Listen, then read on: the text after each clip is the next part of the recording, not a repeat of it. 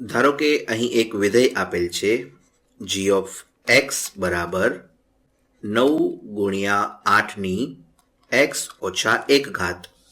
જો x એ કોઈ ધન પૂર્ણાંક હોય તો તે વ્યાખ્યાયિત થાય છે. જો x એ કોઈ ધન પૂર્ણાંક હોય તો માટે કહી શકાય કે વિધેયનો પ્રદેશ અથવા xની માન્ય કિંમતો એ બધી ધન પૂર્ણાંક સંખ્યાઓ હશે, એટલે કે 1 2 3 4 5 અનંત સુધી. આમ આ એક ચોક્કસ રીતે વ્યાખ્યાયિત થયેલ વિધેય છે. હવે આ જ વિધેયને હું જુદી રીતે દર્શાવું છું.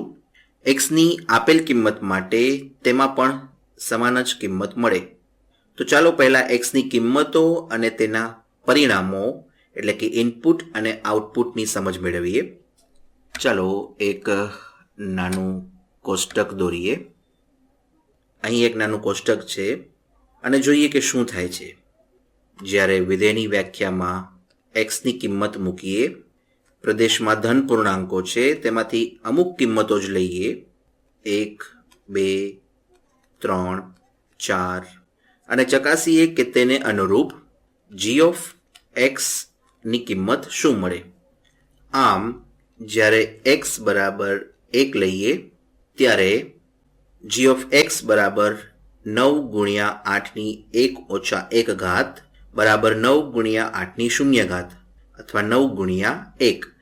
આમ g ઓફ xની અહીં કિંમત મળે 9. જ્યારે x બરાબર 2 હોય તો શું થાય?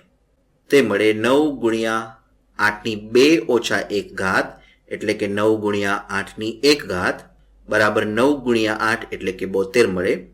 એને આ રીતે જ લખીએ 9 ગુણ્યા 8. જ્યારે x બરાબર 3 હોય ત્યારે શું મળે? તે થશે 3 ઓછા 1 બરાબર 2 એટલે કે 8નો વર્ગ બરાબર 9 ગુણ્યા 8નો વર્ગ. તેને આ રીતે લખીએ 9 ગુણ્યા 8 ગુણ્યા 8. તમે અહીં એક ભાત જોઈ શકો છો.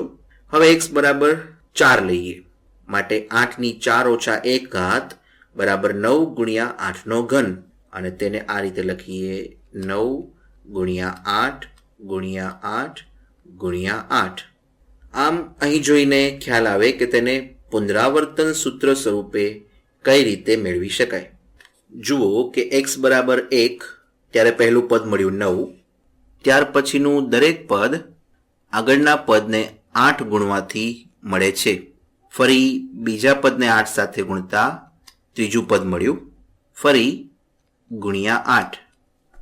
માટે તેને પુનરાવર્તિત વિધેય સ્વરૂપે વ્યાખ્યાયિત કરીએ. પહેલા આપણો આધાર નક્કી કરીએ. જો x બરાબર 1 હોય તો આપણો g ઓફ x મળે 9. માટે અહીં લખીએ g ઓફ x બરાબર 9 જો x બરાબર 1 હોય તો.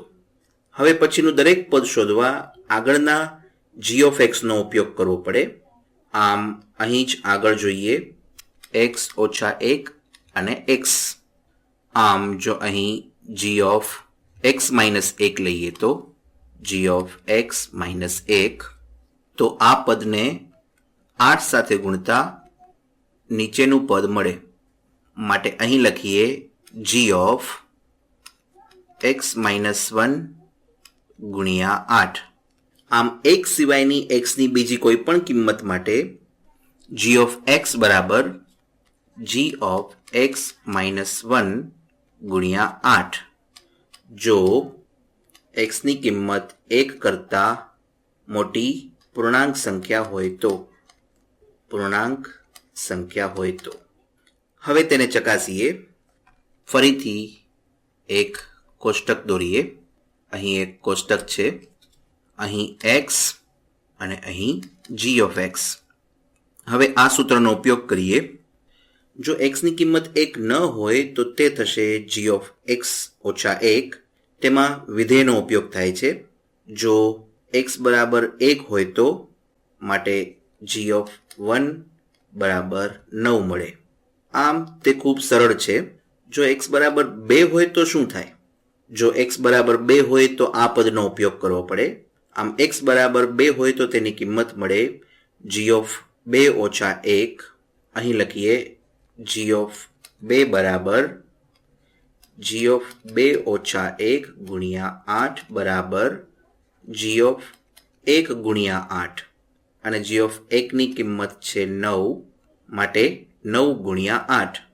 જુઓ અહીં પણ તેવું જ પરિણામ મળ્યું હતું, તે જી ઓફ 2 જેટલું જ છે. હવે x ની કિંમત 3 લઈએ માટે જી ઓફ 3 બરાબર જી ઓફ 3 ઓછા 1 ગુણ્યા 8 બરાબર જી ઓફ 2 ગુણ્યા 8. જી ઓફ 2 ની કિંમત શું છે તે આપણે મેળવ્યું જ છે 9 ગુણ્યા 8 માટે અહીં લખીએ 9 ગુણ્યા 8 ગુણ્યા 8. જુઓ કે બંનેમાં સરખા જ પરિણામ મળે છે.